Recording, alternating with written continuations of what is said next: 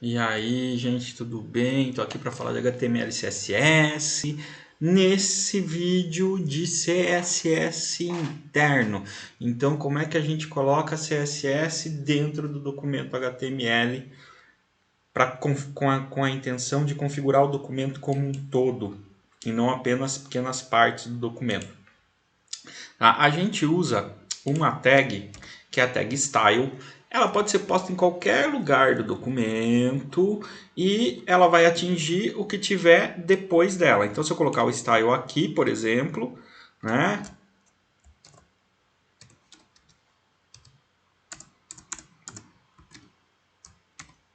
Se eu colocar o style aqui, por exemplo, daqui para baixo o documento será atingido por ele, porque é a ordem de leitura do HTML. Porém, como a nossa intenção é que o documento todo, né, CSS é uma folha de estilos, então qual que é a forma produtiva de usá-lo? Criar uma folha de estilos que formate ou um conjunto de documentos inteiros ou um documento como um todo. Nesse caso, quando eu uso CSS interno, eu estou formatando o documento. Né? Essa é a minha intenção, é formatar o documento como um todo. Tá? Então, a gente coloca no read, porque assim ele é lido antes do documento e eu garanto que todo o documento vai ser formatado a partir daquelas regras. Então, eu uso a tag style. Posso, é opcional hoje, mas posso usar o atributo type e falar que é do tipo texto CSS. O que o navegador vai entender? Tudo que está dentro desta tag, tudo que for posto aqui dentro é CSS, é uma folha de estilos. Era muito comum a gente fazer isso daqui, ó.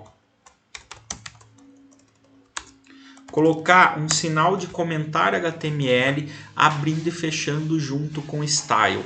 Por quê? Alguns navegadores mais antigos ou navegadores de modo puro texto não leem CSS. Aí esse código ficava aberto e estragava toda a minha página. É muito raro isso acontecer hoje. Então eu não diria que é necessário fazer essa válvula de escape aqui. Mas pode ser que você encontre documentos com essa válvula. Então eu vou deixar o comentário aí, tá? Como o que está aqui dentro é CSS, ele vai ignorar o comentário HTML, porque o CSS não vai reconhecer esse comentário, e é como se isso não estivesse aí, tá? Eu já comentei num vídeo anterior que quando eu vou escrever CSS eu preciso ter propriedades e valores, mas além disso, como eu estou falando de selecionar um documento inteiro, de formatar um documento inteiro de uma vez, eu preciso ter seletores, coisas que me ajudem a selecionar o que eu quero formatar nesse documento. Por exemplo, quero formatar todos os parágrafos do meu documento, como exemplo.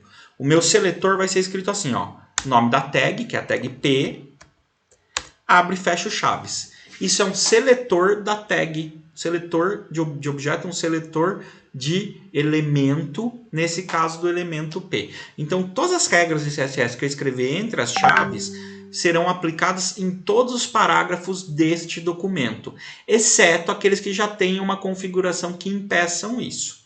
Tá? Aí vamos lá, a gente já falou de uma propriedade CSS que depois a gente vai falar com mais calma, que é a cor da fonte, que é a propriedade color. Propriedade color é cor da fonte. Então color, dois pontos, é a propriedade color. Eu posso usar a propriedade color usando os nomes, né, das cores. Então eu vou falar que todos os meus parágrafos são azuis, blue. Tá? E para não formatar só a cor, eu vou formatar a fonte family, o tipo da fonte, o tipo da letra. Então a propriedade fonte family formata o tipo da letra. E eu vou falar que eu quero usar Verdana, que é uma fonte sem serifa que eu gosto. Eu acho simpática. Tá? Vou salvar aqui, vamos ver o que vai acontecer com os meus parágrafos. Vamos dar uma olhada aí na hora que eu atualizar o navegador. Ó. Os parágrafos, né, ó, os três aqui que estão configurados, ficaram azul. Ah, esse parágrafo aqui continuou vermelho, não ficou azul, Davi. Mancada, né? Por quê? A gente já falou sobre CSS inline. Se você não viu, procura nos vídeos anteriores, aí tem CSS inline, tá? Então, quando eu faço um CSS inline, que é o que está acontecendo aqui, ó, aquele parágrafo tem um CSS inline falando que a cor da fonte dele é vermelha. Por isso, ele não mudou de cor. Porém, ele mudou, ó, a fonte dos parágrafos era essa. Era um Times New Roman, se eu não me engano, que é a fonte padrão desse navegador que eu estou usando, tá? Ele mudou a fonte do parágrafo aqui, ó. Ela está mais reta, ela está com uma verdana, com uma fonte sem serifa.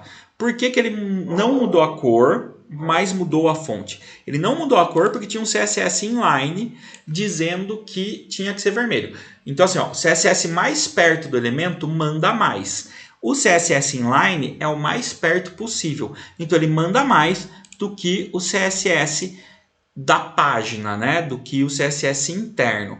Porém, nesse CSS inline, não fala o tipo da fonte. Como não fala o tipo da fonte, ele herda o Verdana. Essa propriedade a gente chama de herança. Então, como é que funciona? É igual uma herança humana, ou parecido com uma herança humana, né? Eu posso ter olhos verdes, ter um filho que tem olho verde e outro que tenha olho castanho. Um dos meus filhos herdou os meus olhos verdes, o outro tem uma propriedade própria, né? Que é o olho castanho. É a mesma ideia aqui, tá? Mas para escrever CSS interno, a gente usa a tag style, tá? Escreve o CSS dentro dela. Como eu estou falando de formatar vários elementos de uma vez só, nós precisamos de seletores. Nesse caso aqui, eu estou usando um seletor de elemento, eu estou selecionando só o parágrafo P. Ok? As regras são colocadas naquele esquema propriedade, dois pontos, valor, ponto e vírgula. A gente usa o color, que é a cor da fonte, e fonte family, que é o tipo da letra. Valeu, gente. Espero que tenha dado para entender como é que funciona o CSS interno.